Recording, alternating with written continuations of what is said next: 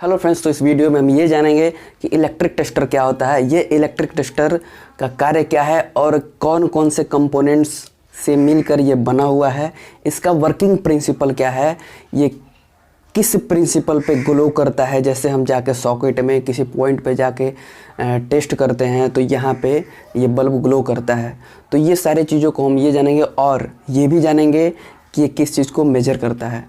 ठीक है, तो सबसे पहले ये जानिए कि ये इसका नाम है टेस्ट पिन भी इसको कह सकते हैं या लाइन टेस्टर स्क्रू टाइप, क्योंकि देखिए ये स्क्रू को खोलने और कसने के रूप में भी यूज़ किया जाता है। इसके बाद देखिए इसका काम है फेज सप्लाई को चेक करना। ये फेज सप्लाई को चेक करता है कि फेज सप्लाई, इसमें पावर सप्लाई फ्लो कर रही है कि नहीं। देखिए बेसिकली 4-5 मटेरियल्स से मिलकर बना होता है। पहला तो ये हो गया कि ये कंडक्टर, ऊपर का ये मटेरियल जो देख रहे हैं ये इंसुलेटर है, और इसके बाद ये अर्थिंग कैप है, और इसके अंदर इस 3 तरह के मटेरियल हैं जो हम आपको दिखाना चाहेंगे। देखिए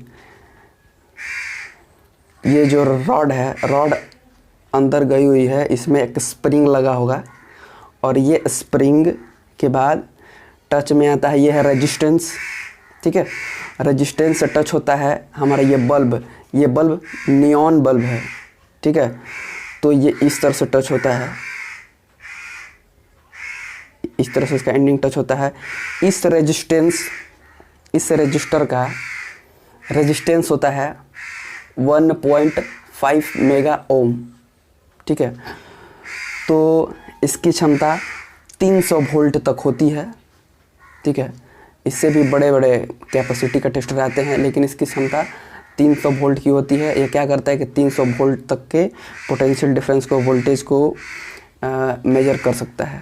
ठीक है, तो ये क्या करता है कि जैसे ही हम किसी सॉकेट में इसको प्लग इन करते हैं, इसको लगाते हैं उसमें, तो करंट इसके थ्रू कहाँ आता है, स्प्रिंग के थ्रू ऐसे होते हुए रेजिस्टेंस के पास आता है। रेजिस्टेंस करंट के अमाउंट को नेग्लिजिबल, बहुत कम मात्रा में कर देता है। इसके बाद हमारा नियॉन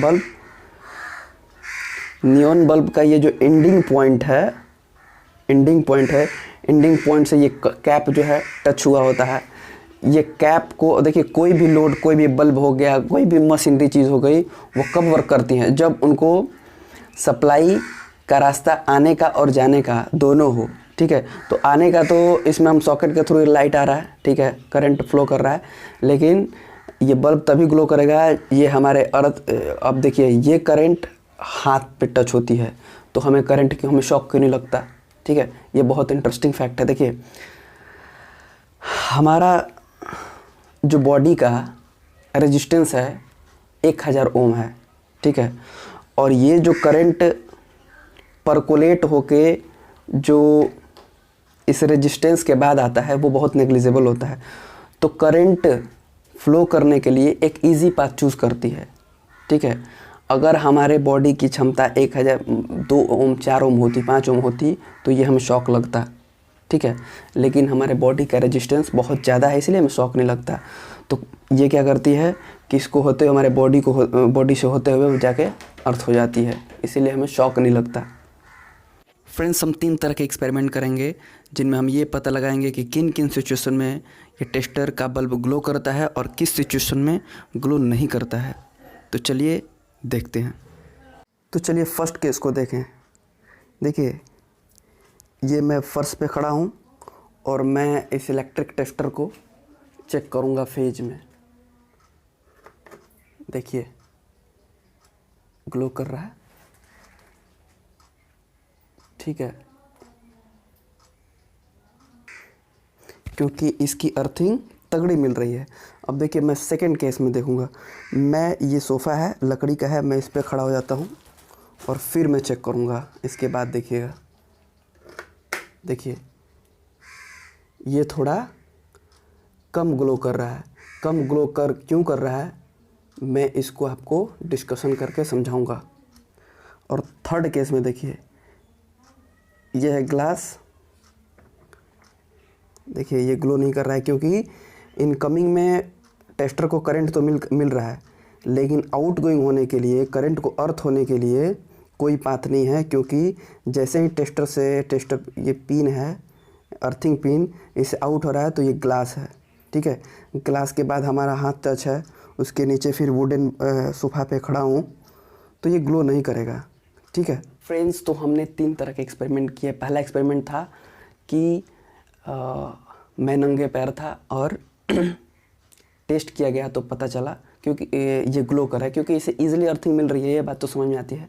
लेकिन सेकेंड केस ये है कि सेकेंड केस में हम वुडन बोर्ड पे, वुडन सोफा पे खड़े थे, फिर भी ये बल्ब ग्लो कर रहा था लो अमाउंट में, तो इसे ग्लो नहीं करना चाहिए, क्योंकि मैं वुडन बोर्ड पे खड़ा था और वुडन और अर्थ दोनों के बीच में 2-3 फीट का अंतर है, तो ये तो इंसुलेटर है, तो ग्लो नहीं करना चाहिए, लेकिन ग्लो किया। तो इसका आंसर बता दूं कि ये स्ट्रे कैपेसिटर का काम करता है। हमारी बॉडी कंडक्टर है, बीच में वुडन बोर्ड है और नीचे अर्थ है।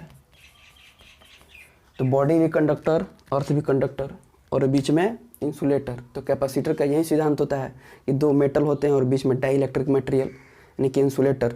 तो कैपेसिटर का काम करता है, उसमें थोड़ा बहुत चार्ज फ्लो करता है।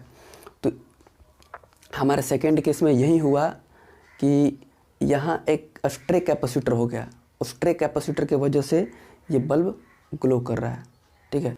और हमारे थर्ड केस में ये था कि हमने टेस्टर के बाद ग्लास लगा दिया था, जो कि बहुत ही हैवी इंसुलेटिंग मटेरियल है। इसके बाद हमारी बॉडी थी, फिर नीचे वुडन बोर्ड था, ठीक है।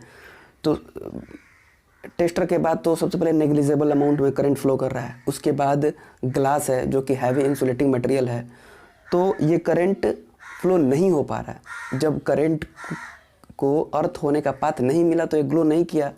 जैसा कि हम जानते हैं कि किसी भी लोड में, किसी भी बल्ब हो गया, कोई भी लोड पे करंट को आने का और जाने का रास्ता मिलना चाहिए, तभी वो ग्लो करेगा, तभी वो वर्क करेगा। तो फ्रेंड्स, कंक्लूड करते हैं कि हमने इस वीडियो में क्या सीखा। हमने वीडियो में इसके सारे कंस्ट्रक्शन सीखे कि पेचकस 5-6 कंपोनेंट से मिलकर बने होते हैं। एक कंडक्टर हो गया, उसके बाद अपना नियॉन बल्ब हो गया, रेजिस्टेंस हो गया, इतनी अंदर स्प्रिंग हो गई, ये अर्थिंग कैप हो गई, ठीक है। उसके बाद हमने ये जाना कि अंदर जो बल्ब होता है वो नियॉन बल्ब इसको बोलते हैं। उसके बाद जो उसके पहले जो रेजिस्टेंस लगा होता है उसकी क्षमता 1.5 मेगा ओम होती है, ठीक है। हमने ये भी जाना कि हमारे बॉडी की रेजिस्टेंस 1000 ओम होता है, ठीक है। उसके बाद हमने ये भी जाना कि हम अपने बॉडी के नीचे कितना भी हाईली इंसुलेटिंग मटेरियल लगा लें, ये इंडिकेटर लो अमाउंट में, नेग्लिजिबल अमाउंट में ग्लो करेगा ही करेगा, क्योंकि हमारी बॉडी के बीच में कोई इंसुलेटिंग मटेरियल आ रहा है और उसके नीचे अर्थ है। तो 2 कंडक्टर के बीच में कोई इंसुलेटिंग मटेरियल आएगा तो वो कैपेसिटर का काम करता है, जिसमें पार्शियली करंट फ्लो करता है, तो इसीलिए बल्ब ग्लो करेगा। तो गाइस, होप करते हैं कि ये वीडियो आपको पसंद आई होगी। तो पसंद आई होगी तो don't forget to like, share and subscribe. Thank you.